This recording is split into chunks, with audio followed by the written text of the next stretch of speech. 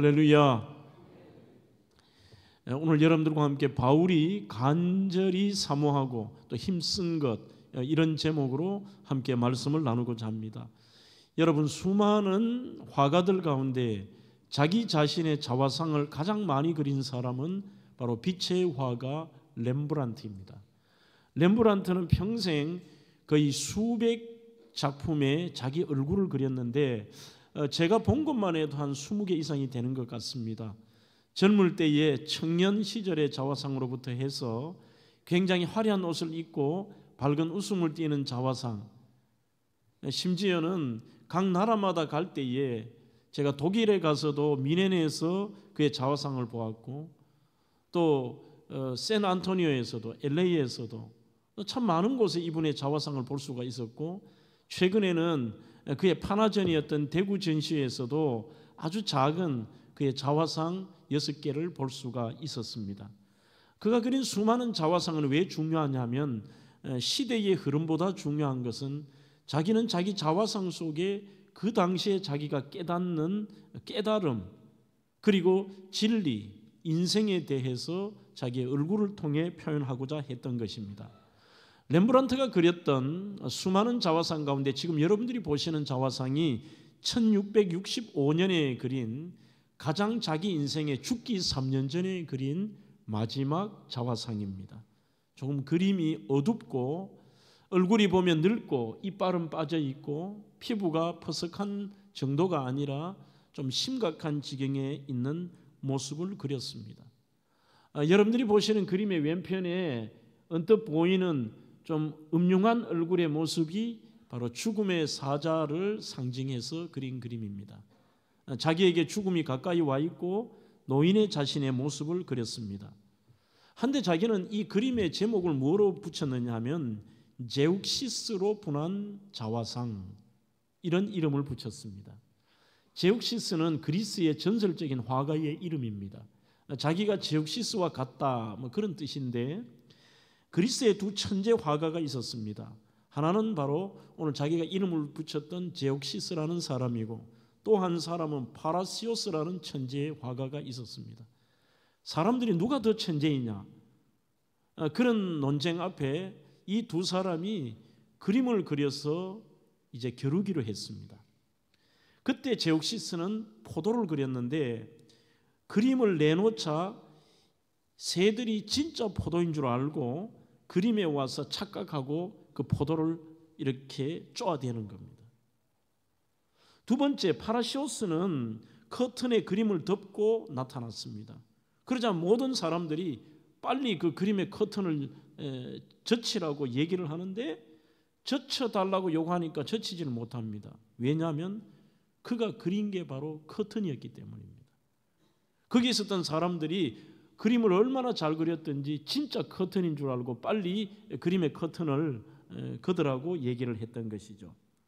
여기에서 제옥시스가 패배를 하면서 자기 자신이 바보라고 생각하고 굉장히 잘난 줄 알았는데 나는 바보였구나, 그렇게 생각을 했던 것이죠.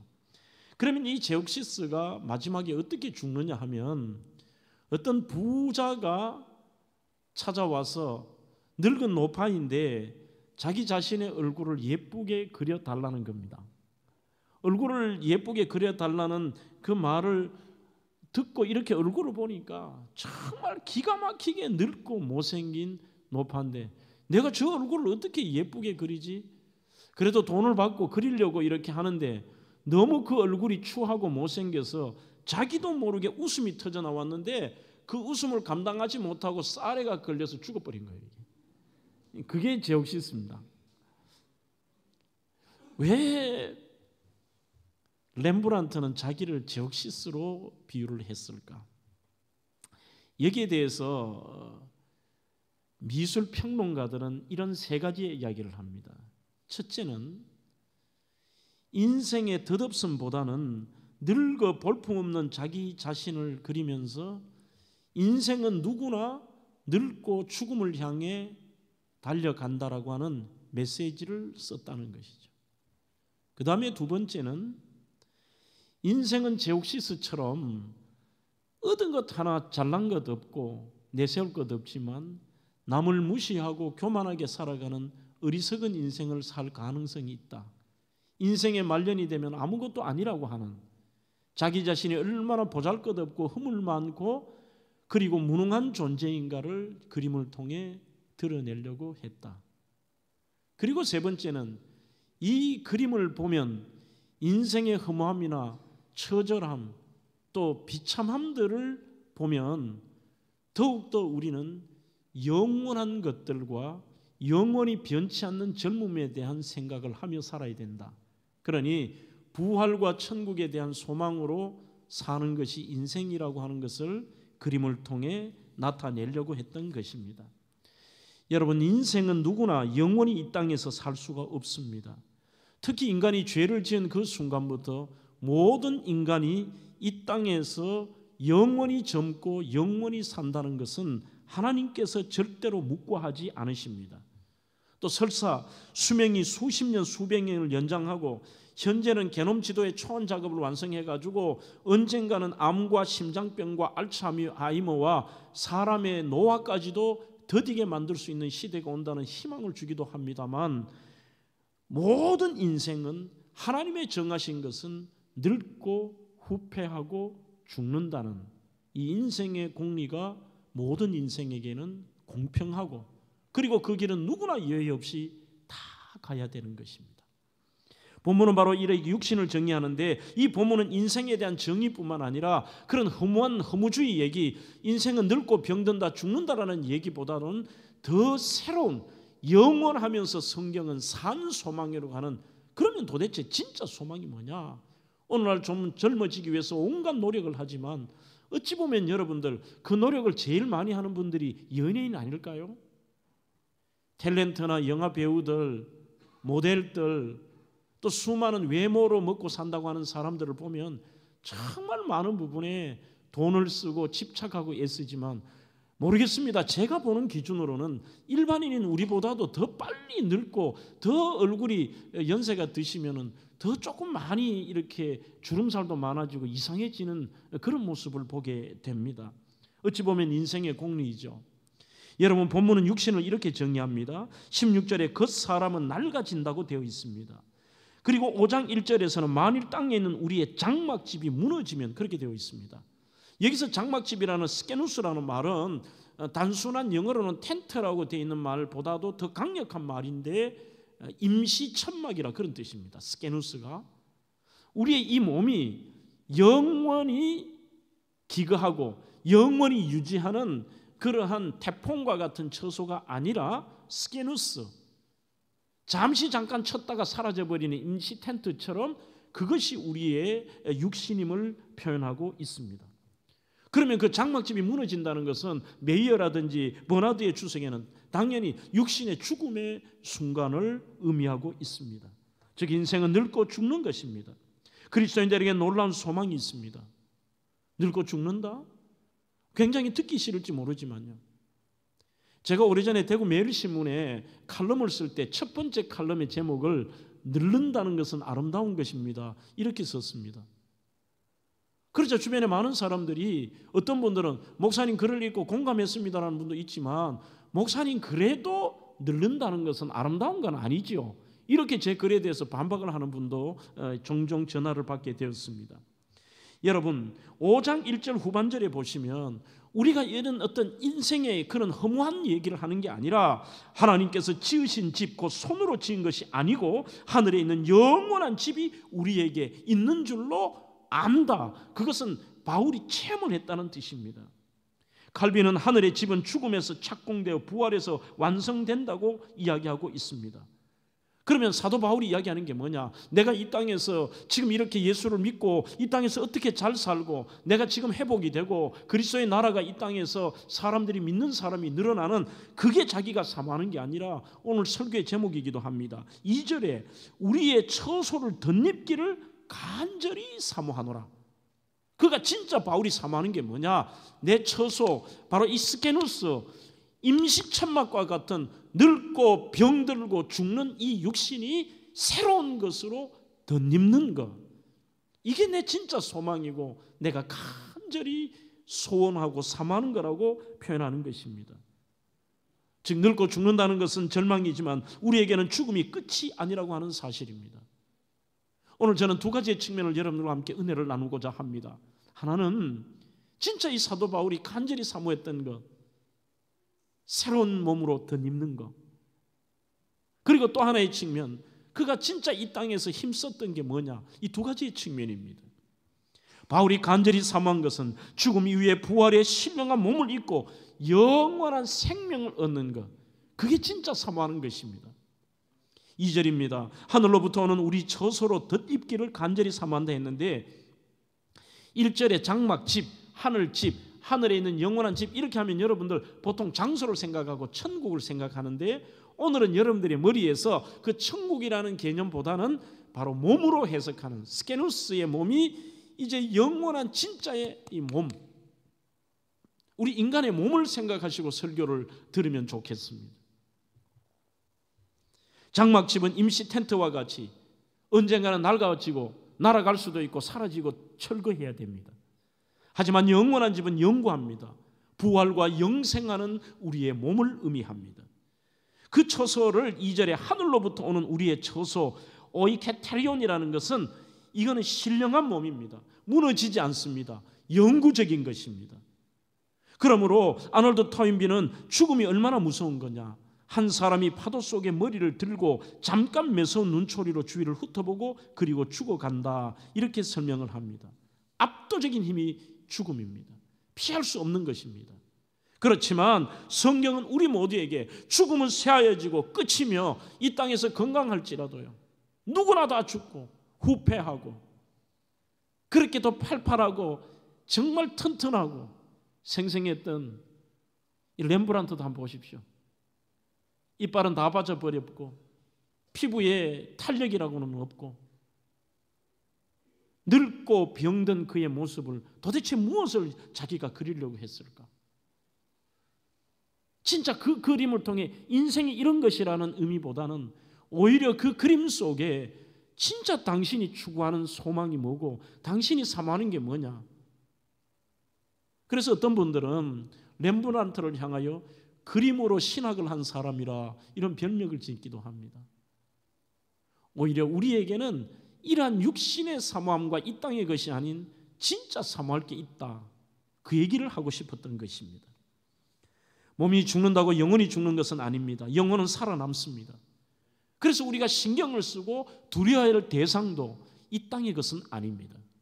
마태복음 10장 28절에도 몸은 죽여도 영혼은 능히 죽이지 못하는 자들을 두려워하지 말고 오직 몸과 영혼을 능히 지옥에 멸하실 수 있는 이를 두려워하라는 것입니다. 죽으면 육신은 흙으로 인생은 사라집니다. 그러나 영혼은 살아남습니다. 곧바로 하나님 나라에서 안식과 평안을 누리는데 완벽히 우리는 몸도 부활하고 완전한 우리 영혼은 영원히 죽지 않고 그 몸조차도 임시적인 그런 것이 아니라 스케누스가 아닌 완전한 그러한 몸도 부활한다는 것이죠. 여러분들이 이런 설교를 잘 들어놓으셔야 이단에 빠지지 않습니다. 지금도 우리가 이 교회에서 그런 좀 광고가 좀 사라지면 좋을 텐데요. 교회들마다 신천지 출입 금지, 주보마다 그 광고를 내고요. 무슨 이거는 뭐 거짓말을 밥 먹다라면서 돌아서 은밀하게 성도들을 미혹하고 그들의 핵심 주장이 뭐냐? 이 땅에서 영원히 늙지 않고 영생불사하는 겁니다. 인간은 성경은 후패하고 늙어 죽는 것이 인생의 공리입니다. 그러니 거기에서 젊은 청년들이 열광을 하고 그 집단에 들어가면은 14만 4천 속에 들어가서 이 땅에서 신천신지를 이루고 영생불사한다고요. 그랬던 교주 보십시오. 늙어서 자기는 조선대 가서 몇 번이나 수술을 하고 최근에 영상에 그게 나왔습니다. 신천지 거기 지도자들을 모아놓는 장소에서 이 교주가 자기가 하나님이고 보혜사라고 했던 사람이요, 성경을 뭐 잘못 읽어보고 틀려버리고 횡설수설하고 소위 말하는 치매기가 나오는 거예요. 이게 곧 죽겠죠. 그러나 오해하지 마십시오. 사이비 교주 이만희가 죽어도 신천지는 저는 없어지지 않을 것 같아요. 밑에 그 사이비를 추종했던 사람이 이런 사이비 이런 주장하니까 돈을 모으고 사람들이 모이네 되네. 아마 교리를 바꿀걸요. 그리고 또 다른 사람이 등장해서 또 다른 가지를 치는 또 다른 괴물이 무슨 진화하듯이 그렇게 될 것 같아요. 제가 보기에는. 여러분, 이 땅의 것은 영생불사가 아닙니다. 누구나 늙고 누구나 후패해지며 누구나 죽음의 터널을 지나가야 합니다. 우리가 사망하는 것은 이 땅이 아닙니다. 부활하신 예수님의 몸처럼 신령한 몸을 입고 영원한 생명을 얻는다는 것. 그래서 오늘 우리는 이 설교 내용이 부활한 이후에 우리의 그 몸에 대한 이야기를, 그 삶을 한번 생각해 보자는 것입니다. 케네스 보아가 지은 천국과 지옥, 그 센스 앤 넌센스라고 하는 책이 있는데, 여기 보면은 예수님은 죽은 사람 가운데서 영화롭게 된 초자연적인 능력을 입은 인간의 몸으로 부활하셨습니다. 그렇게 이야기를 하면서 부활하신 예수님은 여러분 영체십니까? 예수님께서 십자가에 달려 돌아가신 후 사흘 만에 부활하셨을 때 육신은 사라져 버렸고 썩어져 버렸고 영체로만 나타나서 만지지도 못하는 영적 존재 아니잖아요. 살과 뼈가 있으셨습니다. 손과 발, 십자가에 못 박히신 못자국, 창자국. 그래서 다른 사람들이 만져보고 붙잡을 수 있고 함께 예수님이 음식도 드셨고 마시기도 하시고, 그러니 육신의 부활을 의미하는 것입니다. 여러분들이 예수님의 부활했을 때에 그 아리마대 요셉의 무덤에 장사된 지 육신은 거기서 썩고 영혼만 부활하셨습니까? 아닙니다. 그게 육체가 없었습니다. 육체의 부활을 상징하고 그리고 실제의 사건인 것입니다. 그러면서도 부활하신 예수님은 제자들이 문을 닫고 공포에 떨고 있을 때에 시공을 초월하셔서 거기 나타나셨습니다. 초자연적인 그러한 능력을 갖고 계시고 공간을 초월하시고 나중에 승천하신 것까지도 그 몸 그대로, 몸과 영이 그대로 했죠. 오늘 다른 이단들도 가운데서도 다락방이나 몇 군데는 거기서 배우는 분들도 모릅니다, 실은. 그러나 엄밀히 깊이 들어가면은 영혼의 구원을 믿지만 육신의 구원을 믿지 않습니다. 그래서 이단적인 요소가 있는 것입니다. 천국과 지옥, 그 센스 앤 넌센스에서 주장하는 것이 뭐냐? 자기가 가슴 뛰게 했던 말이 뭐냐? 나를 만져보고 알라. 예수님께서 제자들에게 부활하셔서 그렇게 말씀하십니다. 나 만져보고 알라. 무슨 구름 같은 존재, 영적으로 사람들이 보지 못하지만 기운을 느끼는 그런 게 아니라 나를 만져보고 알라. 그러면서 더 핵심적인 것이 뭐냐? 너희 죽을 몸도 살리리라. 나는 여기는 막 준비하면서 별표 2개 치고 성도들이 아멘 할 줄 알았는데 이게 엄청난 얘기예요. 이게 오늘 제가 여기 별표를 2개나 해놨다니까. 2개를 완전히 막, 왜냐하면 너무 막 설레고 감사하고 우리 사모하는 거 있잖아요. 예수님만 사시는 게 아니라 그 예수님께서 너희 죽을 몸도 살리리라 막 이렇게 하시잖아요. 아마 집에 가서 하실 거예요. 하면 빌립보서 3장 20절로 21절에 우리의 시민권은 하늘에 있는지라 우리의 낮은 몸을 자기의 영광의 몸의 형체와 같이 변하게 하시리라. 그러니 지금은 병이 듭니다. 늙습니다. 아픕니다. 문제가 많습니다. 그것을 표현한 낮은 몸이라는 거죠. 얼마나 사람이 연약합니까?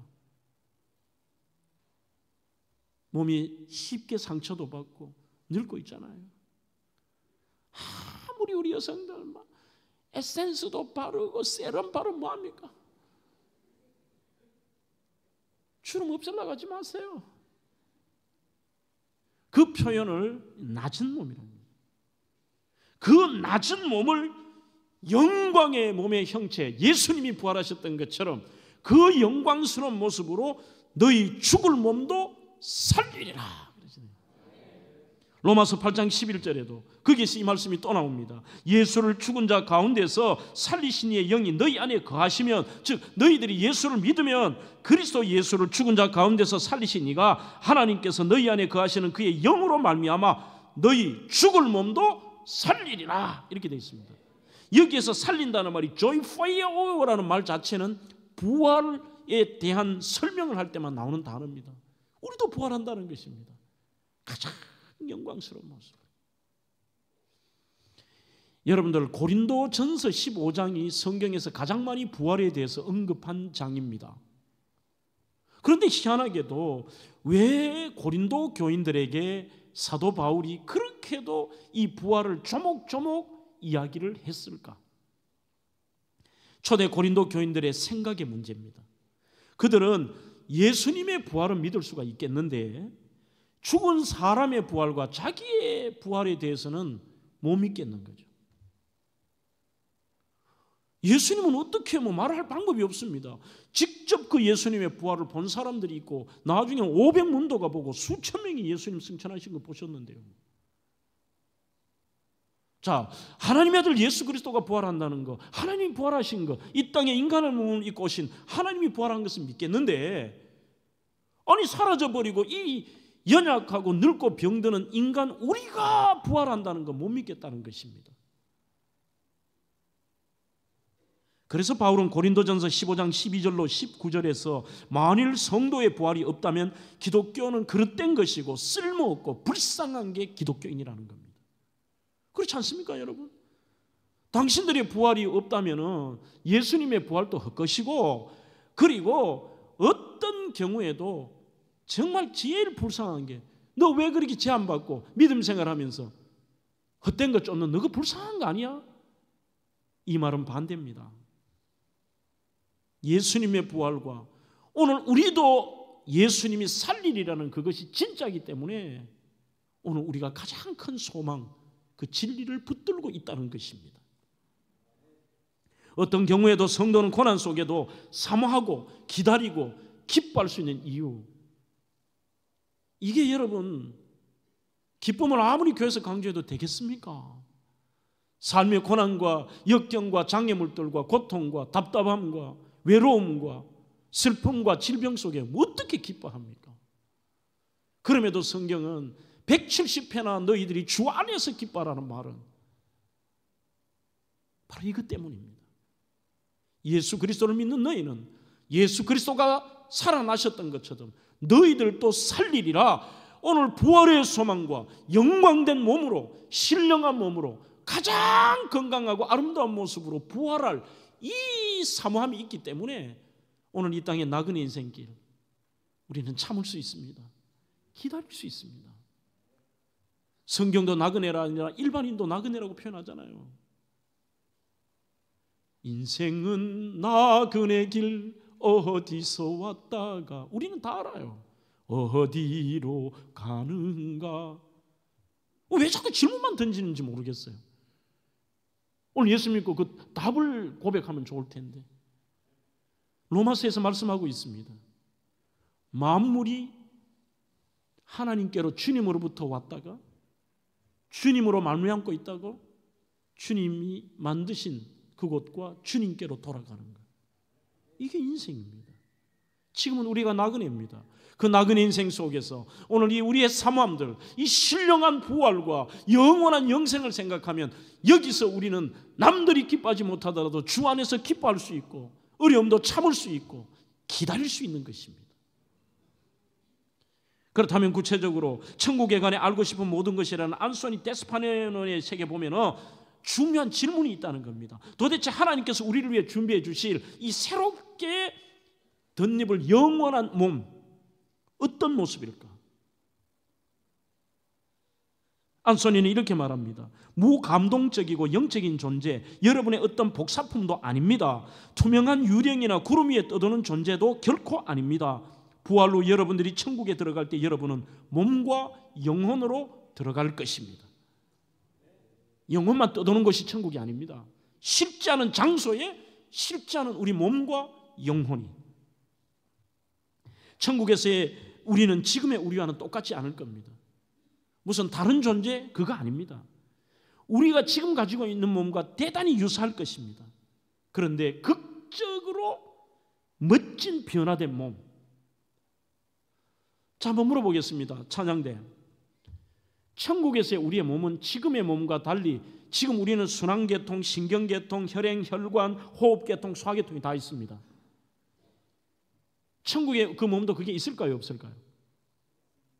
예?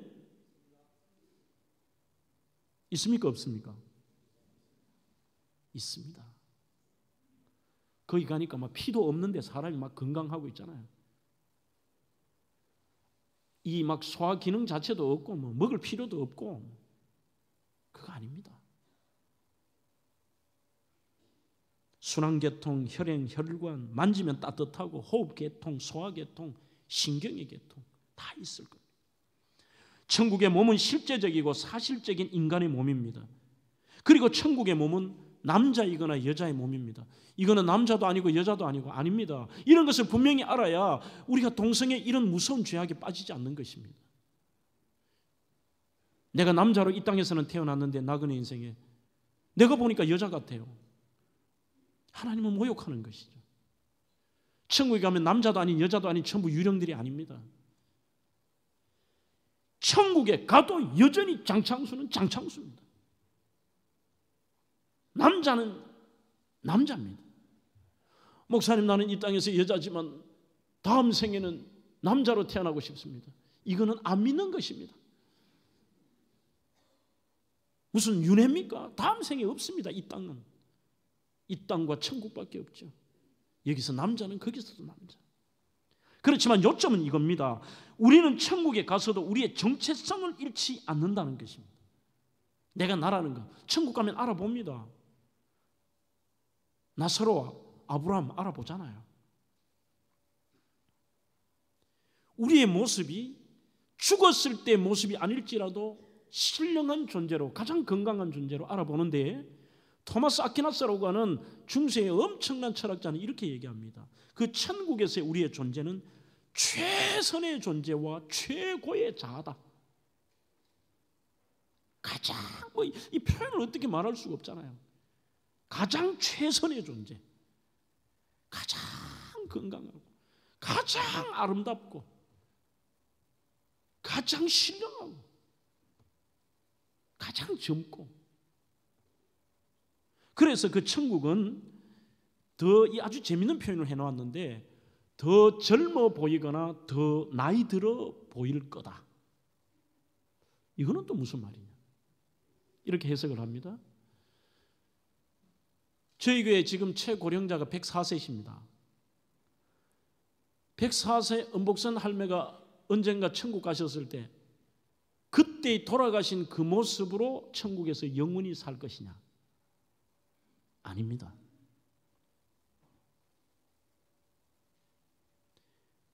그리고 우리 교회도 이름을 밝히기는 어렵지만 정말 가슴 아픈 그 상처를 안고 아픔을 안고 믿음으로 그날을 기다리며 천국 소망하고 다시 만나를 기다리며 그렇게 달려가시는 분도 있습니다. 자녀가 중학교 때 어린 나이에 죽었어요. 예를 들면. 그러면 천국 가면 이 아이를 만날 거예요. 그러면 그 아이의 중학교 때 모습으로 있을까? 오늘 제가 굉장히 실제적인 얘기를 하는 겁니다. 아닙니다. 그 아이는 장성한 청년의 모습과 장성한 성인의 모습일 겁니다. 그래서 더 나이 들어 보일 수도 있고.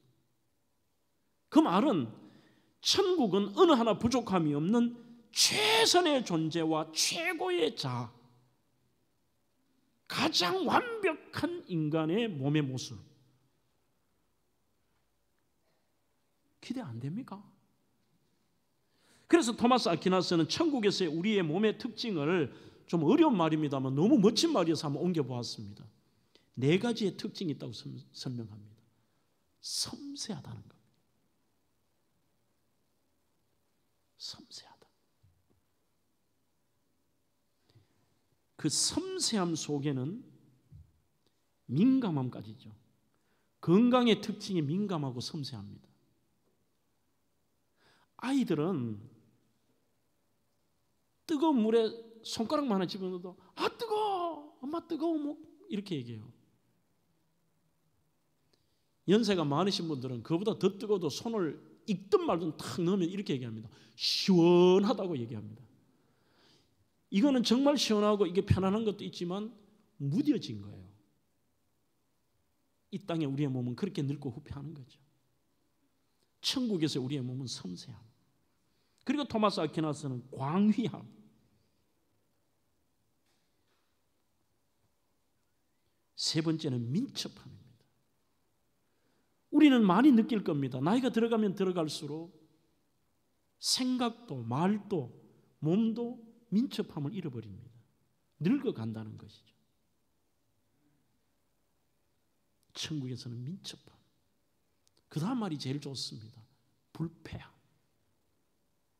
불패함. 질병에도 사망에도 고통에도 지지 않습니다. 그런 것이 없습니다. 능히 이겨낼 수 있습니다. 우리의 장막집이 무너짐을 지나치게 애석하게 여기지 말아야 할 것은 이것은 타락한 인간에게 베푸시는 하나님의 긍휼입니다. 이 땅에서 여러분들 그 타락한 인간이 늙어서 여러분들이 늙고 병들고 광야함도 없고 섬세함도 없고 민첩함도 없고 연약한 존재에서 그 질병으로 수십 년, 수백 년, 수천 년을 산다면요, 그거는 기쁨이 아닙니다. 하늘에 있는 영원한 집 우리에게 있다고 했습니다. 데살로니가전서 4장 14절에도 우리가 예수에 죽었다가 다시 사심을 믿을진대 이와 같이 예수 안에서 자는 자들도 하나님이 저와 함께 데리고 오시리라. 바울은 오늘 8절에서도 우리가 담대하여 원하는 바는 차라리 몸을 떠나 주와 함께 있는 그것이라. 진짜 우리의 부활을 믿어야 이런 고백이 됩니다. 이런 말입니다. 쉽게 말해볼까요? 이 땅에서 이것보다 나 죽고 차라리 주님 곁에 그곳에서 내가 이런 영광스러운 몸으로 그곳에 가고 싶다. 그 고백입니다. 이것이 바로 우리가 진짜 사모할 것. 괴로움과 죄가 있는 곳 나 비록 여기 살아도 빛나고 높은 저곳을 날마다 day by day 날마다 그것을 바라본다는 게 사모함이거든요. 오늘 이 땅에서 몸이 연약해도 장애가 있어도 그리고 늙어가도 오늘 그렇게도 싱싱했던 렘브란트가 저런 모습으로 변해가도 절대로 우울하게 보내지 않습니다. 오히려 기뻐할 수 있습니다. 날마다 그것을 바라보며 그것을 사모하고 그 영광스러운 몸을 사모하는 것입니다. 5절에 보면 곧 이것을 우리에게 이루게 하시고 보증으로 성령을 우리에게 주시는 하나님이라고 되어 있습니다. 여기서 보증이라는 헬라어 아라보나라는 말은 담보라는 뜻입니다. 그러니까 예수님이 담보가 되어 주셨기 때문에 우리는 죽음 이후에 그분의 담보 때문에 반드시 우리의 몸도 부활한다. 영광스러운 모습으로 부활한다. 그게 우리의 사모하는 것이죠. 마지막 두 번째로 바울은 영원한 부활, 영생의 소망이 우리에게 있든지 우리는 살든지 죽든지 간에 그것이 있기 때문에 이 땅에서의 삶은 주님을 기쁘시게 하는 일에 힘을 쓰는 것입니다. 9절입니다. 그런즉 우리는 몸으로 있든지 떠나든지 주를 기쁘시게 하는 자가 되기를 힘쓰노라. 10절에 언젠가 주님 앞에 서서 우리의 삶을 평가받을 날이 있기 때문입니다. 그래서 우리는 이 땅에서 너 영원한 그곳 영광스러운 몸만을 바라보며 날마다 그냥 지내는 게 아니라는 거예요. 이 땅의 나그네 인생길에 우리는 그분 앞에 언젠가는 심판받는 날이 있다는 것입니다. 10절에 이는 우리가 다 그 다음에 반드시라고 되어 있습니다. 예외가 없습니다. 앞장선 자들 아닙니다. 이 땅에 어떤 모습으로 살았든지 우리 모두가 하나님 앞에 서서 평가받을 날이 있습니다. 우리가 했던 생각, 우리가 했던 말들, 우리가 했던 행동들, 우리가 심었던 것들, 모든 것들에 대해서 아마 이 땅에 살았던 우리가 했던 말과 생각까지도 필름처럼 드라마처럼 쫙 보는 날이 있을 거예요. 이렇게 살았구나. 고린도전서 15장 58절에도 그러므로 내 사랑하는 형제들아 견고하며 흔들리지 말며 항상 주의 일에 더욱 힘쓰는 자가 되라. 또 힘쓰는 게 나옵니다. 우리는 이 땅에서 함부로 살 수 없습니다. 그날만을 기다리고 그냥 무작정 살아갈 수 없습니다. Day by day 날마다 하루하루를 주님이 기뻐하시는 대로 거기에 힘쓰는 겁니다. 이것은 두 가지입니다. 하나는 내 자신을 위해서 내 자신에게 하나님 기뻐하시게 살아야 드려야 되고 그리고 밖으로도 그렇게 사는 것입니다. 여기에 대해서 양창삼 박사의 글에는 이렇게 말합니다. 예수를 배반하지 않는 것, 예수의 흔적이 있는 것, 주님의 뜻대로 사는 것, 주님의 능력으로 사는 것, 주님을 닮아가는 것, 이런 것이 주님을 기쁘시게 하는 자다. 그렇게 설명합니다. 예수님의 흔적. 그 흔적이라는 말, 스티그마는 상처라는 뜻입니다. 내가 예수 믿는 것 때문에 손해보는 것, 이게 흔적입니다. 내가 예수 믿는 것 때문에 손해보는 게 이게 흔적입니다. 내가 예수를 증거하는 것 때문에 힘든 것, 그게 흔적입니다. 우리 속에 예수의 흔적이 있느냐? C.T. 스토더라는 분은 인생은 한 번뿐이고 그마저도 곧 지나갑니다. 그리스도를 위해 행한 일만 이 땅에서 그것만 남아 있습니다. 그것만요. 제가 두 가지라고 그랬습니다. 하나는 내 자신이 어떻게 살아야 되느냐. 저는 이 말을 한번 붙여봅니다. 최소한 저와 여러분들이 이 영원한, 놀라운 영원한 몸을 얻고 우리는 이 사모할 게 있고 가야 될 곳이 있다면요, 그래도 이 땅에서 우리 남보다는 조금 나은 삶을 살아야 되지 않을까요? 그것을 존 오트버그는 평범 이상의 삶이라는 말을 붙이고 여기에 대해서 책을 썼습니다. 한번 오늘 이 말씀을 들으면서 우리 자신을 점검해 보시죠. 나는 남들과 비교해서 평범 이상이냐? 어찌 보면 우리보다도 더 경건하고 인간적으로는 더 거룩하고 정직하게 사는 사람이 있을지도 모르겠습니다. 우리가 진짜 하나님 은혜로 이 놀라운 은총을 누렸지만요, 최소한 평범 이상. 그러면서 그는 이 책에서 13가지의 평범 이상의 삶을 소개합니다. 변화에 대한 소망, 변화에 놀라는 것, 훈련과 노력하는 것, 성실하게 사는 거죠. 그러면서 그는 천국에 개입하는 것, 적당히 작아지는 것, 그는 겸손함을 의미합니다. 후회 이상의 삶, 자유의 삶, 정돈된 삶, 마지막 13번째가 인내하는 삶까지인데 그 중에 제가 마음에 와닿았던 게 4번째가 이분은 이렇게 말합니다. 기뻐하는 연습. 그게 평범 이상의 삶이 되어야 된다고 설명을 하죠. 우리는 그런 영광스러운 모습으로 사니까 이 땅에서 맨날 투덜대고 불평하고 부정적인 거 하고, 그러면서 이렇게 자기가 설명을 하기를, 자기 딸 얘기를 해요. 기뻐하는 연습이라는 것은 천국에서 살아갈 연습을 이곳에서 하는 것이고 끊임없는 반복을 해보라는 겁니다. 또 기뻐해보고 감사해보고, 성경은 우리를 향하여 주 안에서 기뻐하라는 말씀을 무려 170회나 명령하고 있습니다. 이 땅에서 우리가 주님이 기뻐하시는 게 뭐냐? 하나님의 자녀인 우리가 기쁨으로 살아가는 거. 기쁨으로. 어떤 환경에도. 그는 이렇게 말합니다. 하나님께서 매일 내려주시는 무수한 작은 선물들을 발견하지도 기뻐하지도 못했습니다. 지루함과 인상 쓰고 조급했고 시간을 죽이며 자기의 기준 따라 늘 업다운이라는 말을 많이 하잖아요. 우리요. 업다운으로 살아갑니다. 아니라는 것이죠.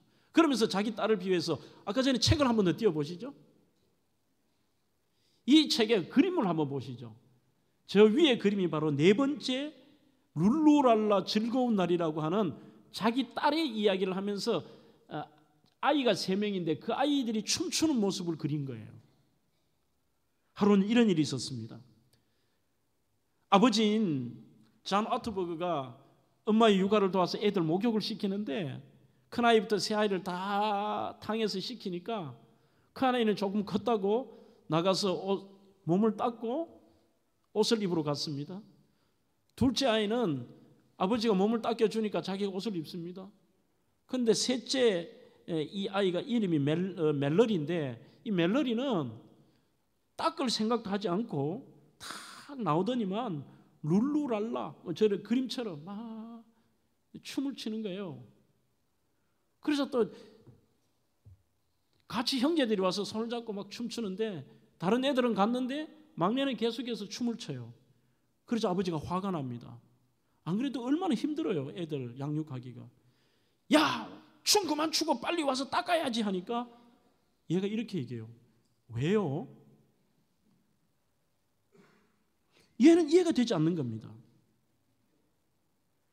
얘는 너무 행복해 지금 참을 수 없는 겁니다. 애들 아무 생각 없는 게 아니죠. 애들이 더 예민합니다. 여러분들이 아이들을 키우면서 얘들이 막 룰루랄라 춤을 춘다는 것은 너무 행복을 참을 수 없는 겁니다. 자신의 기쁨을 표현하는 겁니다. 왜요? 춤출 기회가 있었지만 잃어버렸던 것입니다. 멜로디는 그저 삶을 온전히 누리며 살아갈 뿐이었다. 이렇게 쓰고 있습니다.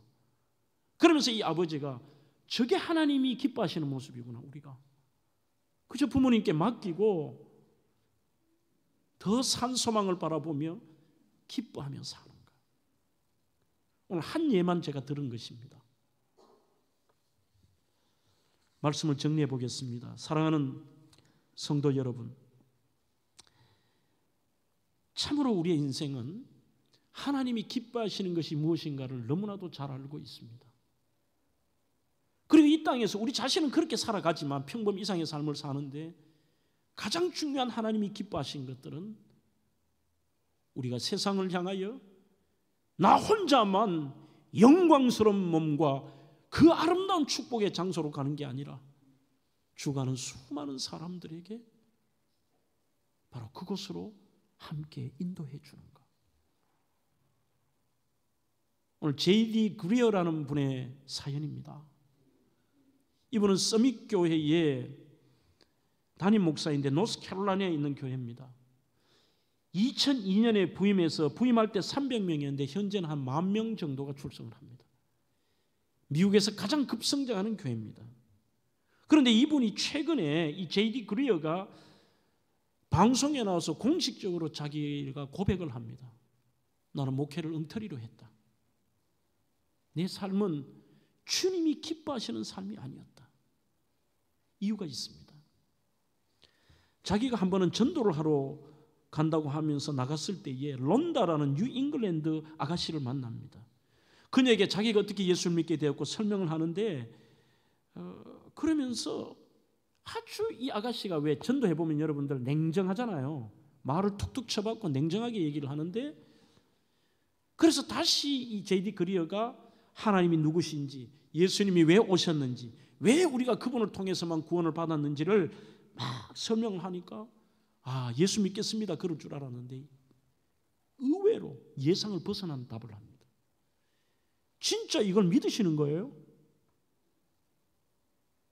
그러니 하나님이 계시고 예수님이 유일한 구원자이시고 천국과 지옥이 있고 오직 예수 그리스도만을 믿어야 구원을 받는다는 거 하니까 그거 진짜 믿냐고.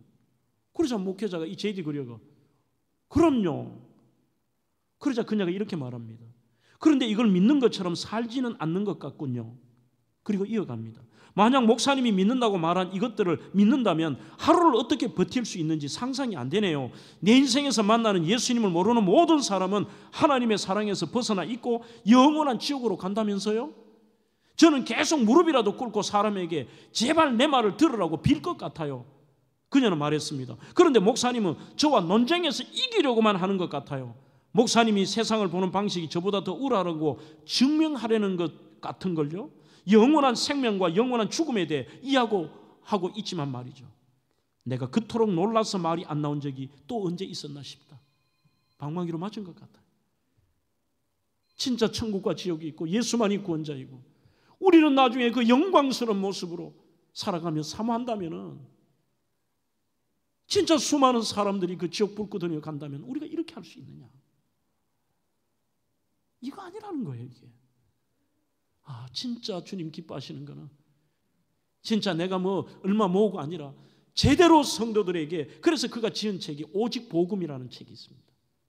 이들에게 진짜 예수 복음 증거하고 우리가 목숨 걸고 이 예수님을 증거하고 전도해야 되겠구나. 그게 그의 고백이었습니다. 그러니 10,000명이 모여도 진짜 예수 믿는 거 아니더라는 것입니다. 사랑하는 성도 여러분, 이제 답은 분명해집니다. 우리가 사모할 게 뭐냐? 그리고 우리가 힘써야 될 것이 뭐냐? 우리는 믿음의 삶을 주님 앞에 살아드리고 그 놀라운 오직 복음을 증거하며 그곳으로 갈 때까지 열심히 사모하고 열심히 힘쓰는 그러한 저와 우리 대명의 성도들이 되기를 주의 이름으로 축원합니다.